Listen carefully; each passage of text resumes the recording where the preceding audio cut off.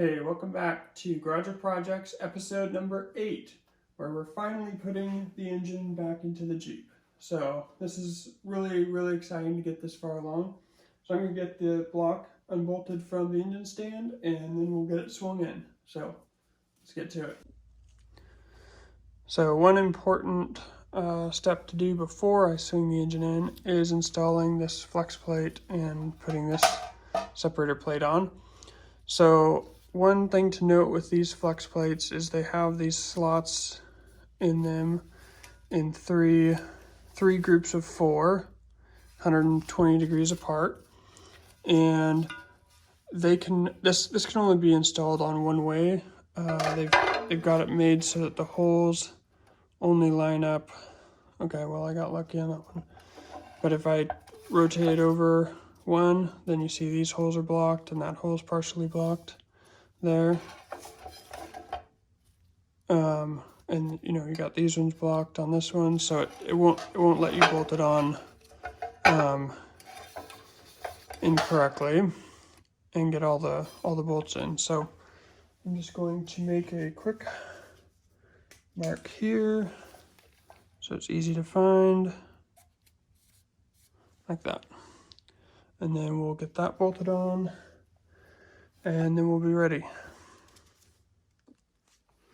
Okay, I've got each of the bolts in with a little bit of blue Loctite, and then I'm gonna use this. Let's see.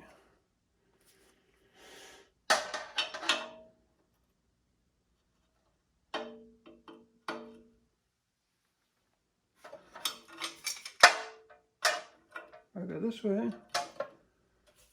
Okay.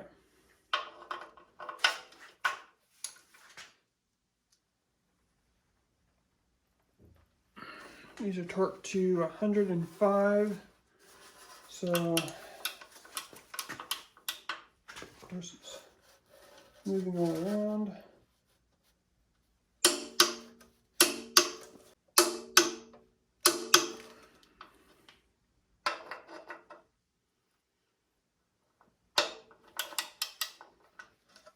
So I'll get all these torqued and then we'll be ready to swing it in. One other thing about these flex plates that's actually a common problem is they will get a crack in them or a few cracks, and then they'll make this like intermittent kind of a clunk rattle sound, and it'll often can be misdiagnosed as like an internal engine, knock or something like that. But a lot of times it's just, especially if it's, not consistent with engine RPM, it'll be something that's kind of intermittent. It'll just be a crack in this flex plate. So that's just another somewhat common issue that these can have. We're finally doing it. The engine's going in.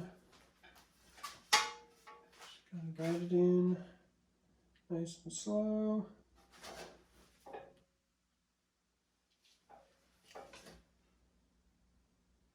Okay, check on everything over there.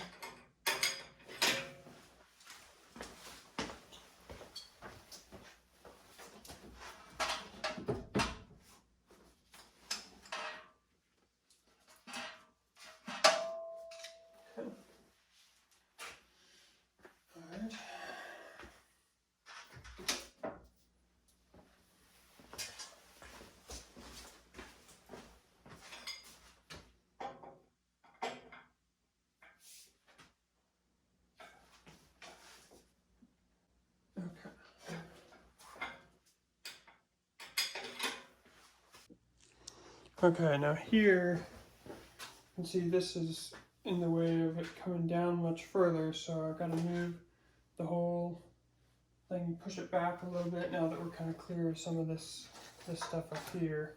Push it back a little bit, and then we can get past here and go down further again.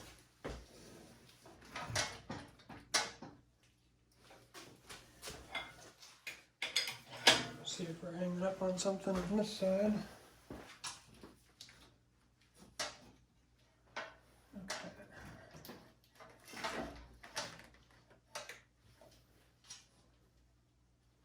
Okay. It's a slow process.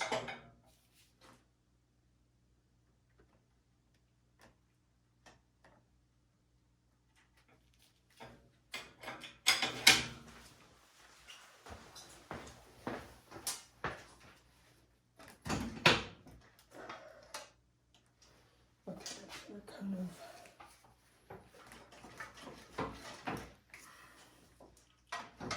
this on one side. Okay. So a little bit further. I'm going down further because I have the transmission lowered a little bit from where it would normally be, and so I'm going to go lower with the engine past where it would normally sit, so it's easier to get the top two bolts that go from the bell housing to the engine. Those are kind of hard to get to, so it'll be easier if all of it's a little bit lower from this back of the firewall. So I'm just gonna go down further with it, hook the bell housing to the engine, and then I'll lift it back up and hook the engine mounts up. So that's what we're doing.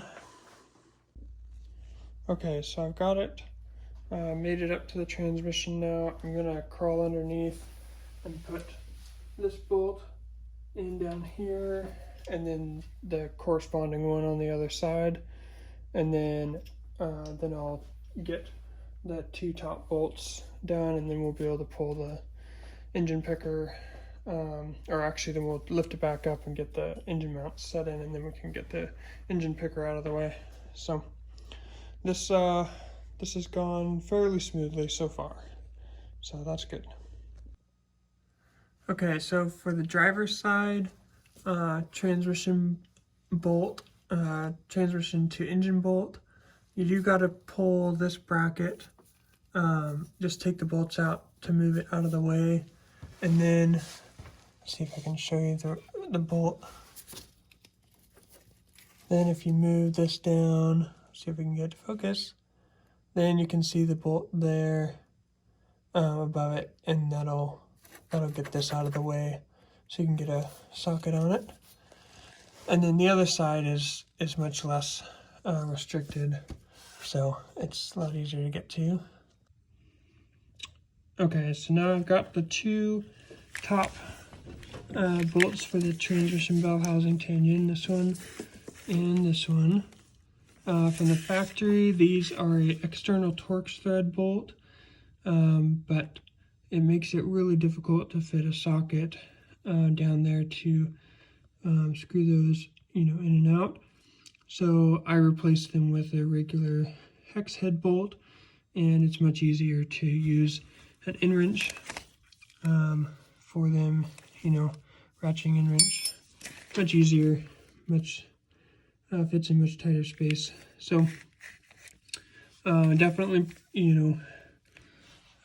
like doing this with the head off. It gives me more access to get down there. So yeah, so now the engine's all hooked up to the transmission. Now we can put the engine mounts, get the engine mount brackets put on and get hooked up, and then we can get the engine hoist pulled out of here. Okay, getting the engine mounts put on. I've now lifted the engine up higher than where it'll sit, so I can fit these on, and then I'll be able to lower it into position. So we're doing that on both sides. Okay, we've got the engine mounts hooked up now. So these are actually a little bit of a pain to do it the way that I did it. So I'm not sure that there's necessarily an easier way, but I might next time would leave this portion of the engine mount off until after I got this bolted onto here. It kind of made it difficult to get the bolts tightened up. There's like one of them on each side that you have to wait until it's set all the way down on here before you're able to get a socket on it. So might be something I would do a little bit differently, but otherwise it was definitely good to leave these off to be able to lower the engine, you know, further down to get those bolts for the bell housing. So a little give and take, I guess. Well, check this out. This is looking pretty cool. I'm encouraged to see the engine back in the Jeep. It makes it feel like I'm getting somewhere. So still lots to go, but this is definitely a big milestone in getting the Jeep going again. I hope you liked the video. I hope that you got something out of it. If you aren't subscribed already, please subscribe, and you can follow along with the rest of the process of getting the Jeep going and the rest of my modifications. So yeah, we will see you next time.